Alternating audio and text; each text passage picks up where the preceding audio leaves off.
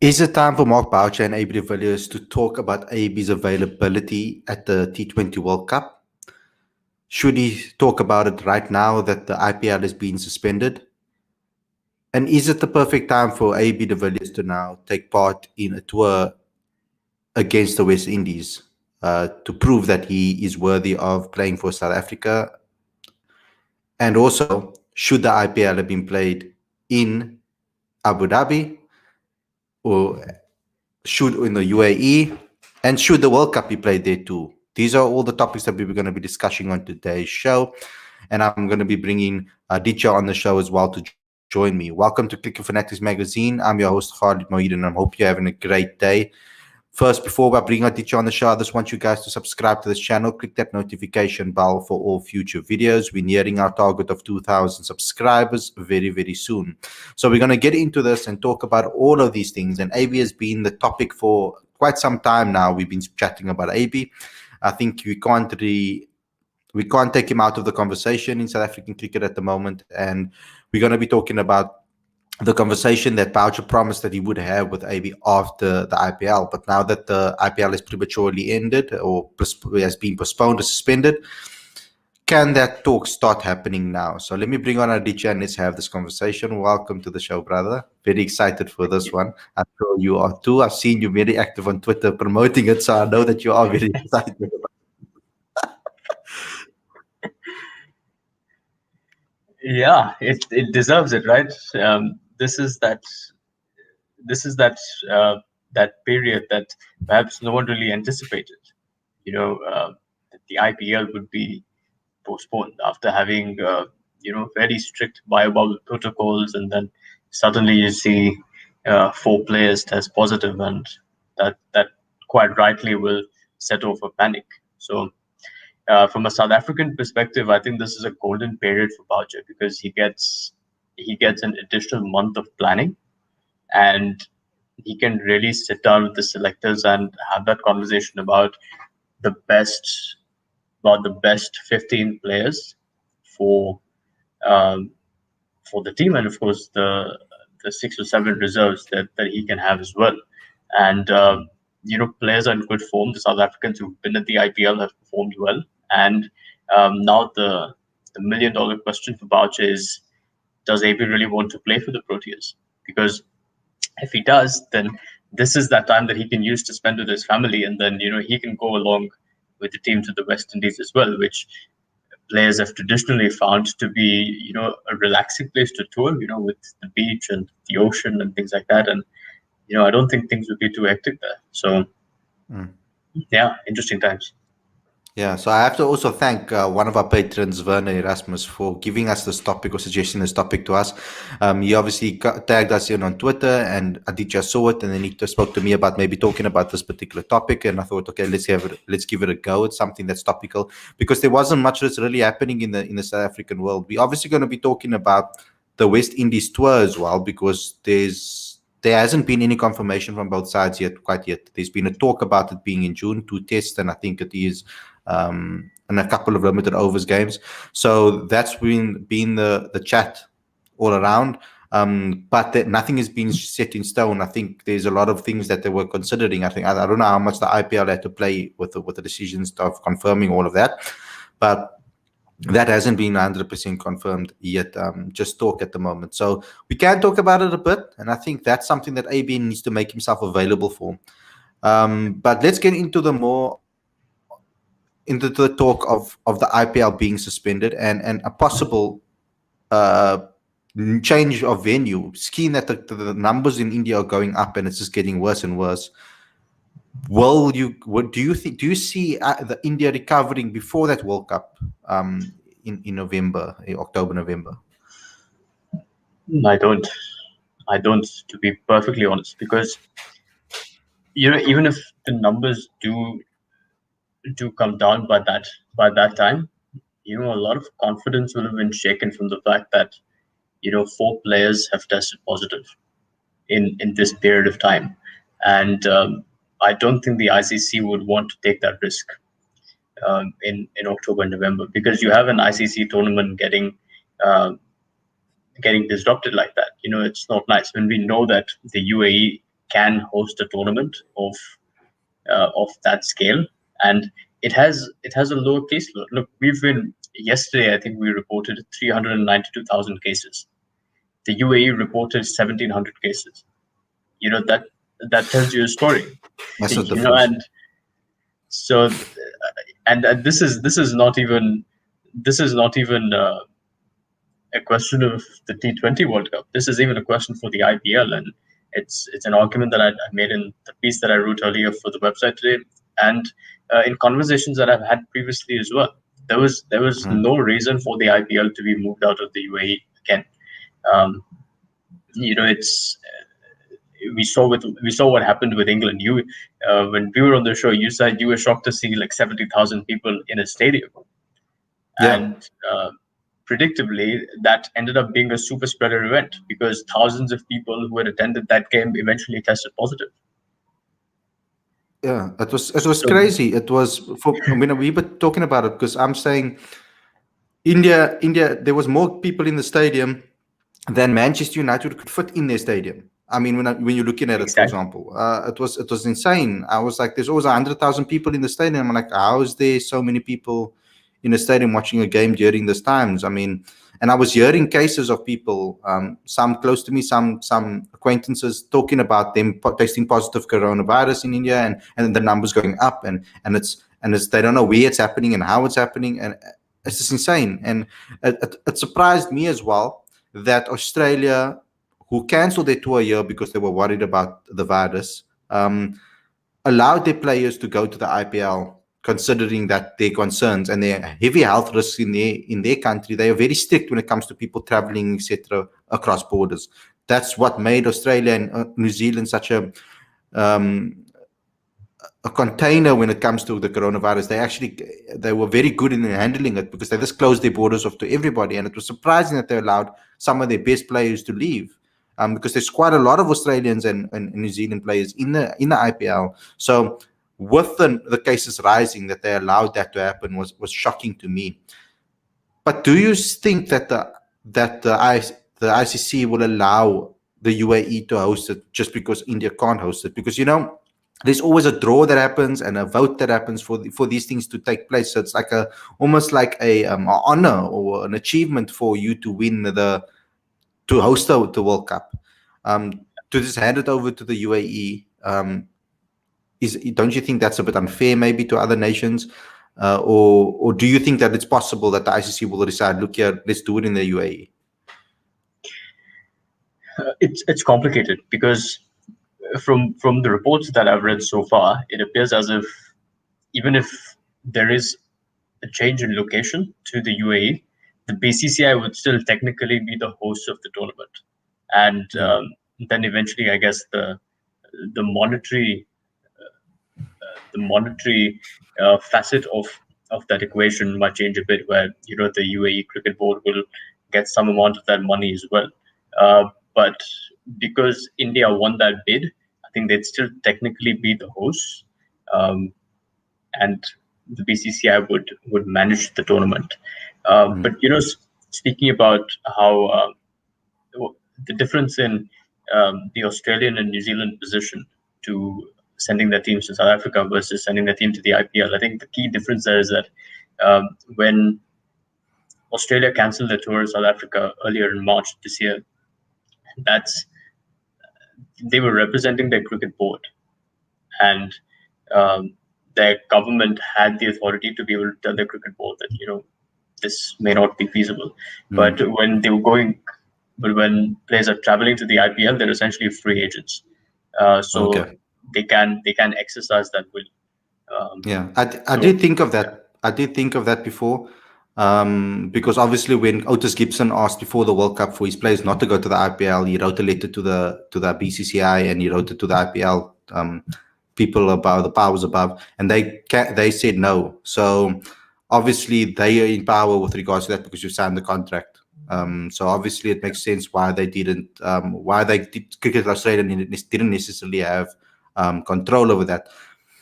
But the players would have control over that, wouldn't they? yeah, look, I think that's a difficult one, right? Because if we're talking about South African players, and even the South African board for that matter, they do support the players going to the IPL because they get a small percentage of every IPL contract. So they are happy for players to go to the IPL. It makes them money too, and it makes cricketers better when they perform in overseas leagues. So that's there as well. The other thing is that certainly with respect to the 2019 World Cup, uh, Cricket South Africa couldn't match the money that KG Rabada was making, Quinton de Kock was making, Faf du Plessis was making. And see, with Faf, he's still a batsman, so the workload on him would be different compared to KG and Quinton. Yeah. Um, so I think uh,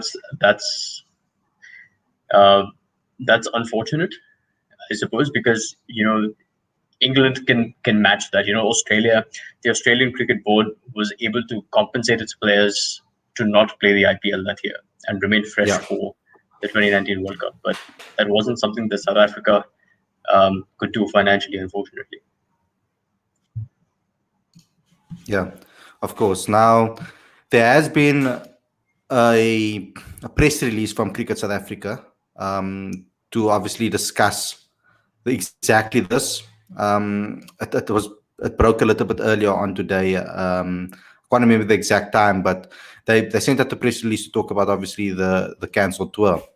I mean the cancelled IPL, and they said that Cricket South Africa has noticed postponement of the 2021 season of the Indian Premier League due to COVID and safety reasons. CSA supports the decision to put the health and safety interests of all involved in the tournament first and foremost, and has made contact with all the relevant franchises to ensure that the expedited travel of the South African players and support staff back to our shores. Those traveling back to South Africa will undergo a home quarantine in line with the current World Health Organization recommendations. CSA and South African Cricket Association, SACA, are in contact with all the players and to ensure of their safety and comfort of their respective locations. CSA wish to extend his well wishes and support to the Board of Control of Cricket in India, BCCI, and the people of India, and thank the BCCI for keeping our players safe during this time. So it's a good gesture from Cricket South Africa's point of view to just say thank you for keeping them safe and stopping it as they did, because they could have contained it and continued. Obviously, this isolating the players that were isolated, like in the Premier League, when people were positive of coronavirus, they'd take those players away from the squads and they'd retest everybody again and then go ahead with the match. And easily, the IPL could possibly have done that, but I think the breaches are the concerns here, because I don't think they know how it happened. I think that's the major concern over here, is how players got contaminated. Because when you were running a tournament this big with so many players, was there any information that was leaked out or said how these players did get contaminated? Right. So, with respect to the Kolkata Knight Riders players, Varun Chakravarti and Sandeep Moria, who tested positive for COVID, um, the reason that was given was that Varun Chakravarti had gone to uh, the hospital for some shoulder scans, and so he went out of the bio bubble. He went to a hospital. He did shoulder scans. He returned, and somehow that is how he might have contracted it. And I don't know what the specifics are with respect to And the Sandeep hospitals Moria. are probably overcrowded as well, eh? Absolutely. So it's, to be honest, it's very hard. It's very hard to tell, and this is an inevitable, right? A player getting injured, you can't have the player sit on the sidelines for those weeks. If they need medical treatment, they need it. So um, Especially that scans and yeah, I guess stuff. Yeah, yeah. that was unfortunate. But we don't have information on how the Sunrisers Hyderabad player Ridhiman Saha and Delhi Capitals player Amit Mishra contacted it. We don't know. Unfortunate, man, and it sucks because I was doing really well in fantasy league. I was catching up with the people. I think I was only 20,000th in the world at the time, so I was doing quite well, I think, in the IPL fantasy league, and we just wanted to see our players because they were getting amazing. Our South African players were really doing well. All of them performed. Part maybe people can say about maybe Lungingiri not so much. He had one good game and then he had a bad game and a bad. So he had a couple. He was but inconsistent. But the rest of them, they've all performed. David Miller, Chris Morris, Faf du Plessis, AB de Villiers, all of them have performed. Even Tahir, even in the one game that he played. So all of them have performed well in this particular. Even Marco Janssen, the youngster that we saw at the beginning. So it's unfortunate that even a guy like Gerald Coetzee as well, now that he's just been called up into the squad and getting that experience, he doesn't get that experience of a match day, unfortunately, and it really sucks from that perspective. I mean, imagine it for a youngster like him to think about such an amazing experience. You fly all the way up and then cancels, and like that's so unfortunate, I think, from that point of view. But let's get back to the topic, because there was a comment on Twitter that you sent to me, Aditya, from Hassan96. He says that, can you talk about AB struggling when starting against spin? It's something I noticed in the last few IPL games. When I look at it as a whole, I think that AB, when his eye was in, played beautifully against spin. That was my interpretation of it. I never actually took note of that particular analysis. Did you pick this up when you were watching AB? Because I didn't really actually pick this up. I wasn't really focusing on that side of the game. I was just seeing where AB was ending up. That's all I wanted to see. I wasn't really looking at necessarily the way he got his runs, because it was for me, it was more about the fact that he was getting the runs and doing it at a fast, quick pace. No, it's an incredibly accurate observation, because if you look at teams, and let's take the pitch out of the equation here, because he did play on the toughest track in the IPL there in Chennai. Yeah. But generally, if you look at AB coming in at 4, AB coming in at 5, typically they've got a spinner against him, because they want to limit his strike rate for at least the first 10 balls. Because that's their best chance of getting him out. So that's an accurate observation, but I wouldn't term it a struggle. I'd call it AB being watchful. And I'll tell you why. Let's look at Rohit Sharma. Okay, Rohit Sharma. Would you say that he's struggles against spin? No, you wouldn't. He's an excellent player of spin. And if you watch that second test match between India and England in Chennai, the ball was turning square from ball 1. He scored 161. It was pure mastery. It was poetry, the way he played against spin. But in T20 cricket, when Rohit Sharma is opening the batting, his strike rate against spin in the power play is 90, and he struggles to rotate strike. So I think every batsman has a certain they have a certain preference of how they want to start an innings, and at different stages in their career, depending on their batting positions, they face different challenges. So I think if AB de Villiers was opening the batting or batting at 3, he probably would not play this. He wouldn't play spin the same way that he plays at number 5, because when he's batting at number 5, he also recognizes that he is the difference between the team getting to 150 and a team getting to 190. So he has to be that much more watchful, and then he knows that he can cash in later on. And the other thing is that it's DRS. Just generally the way players approach spin now has changed significantly since DRS has been introduced, because DRS is giving you front foot LBWs, you sweep across the line LBW, and so on. So it has gotten more challenging. So unless you're Kyron Pollard at 6 feet 5 inches and you have this massive stride forward, or you have the power of his hands, the way players have approached spin in recent years has been different. So I wouldn't call it a struggle.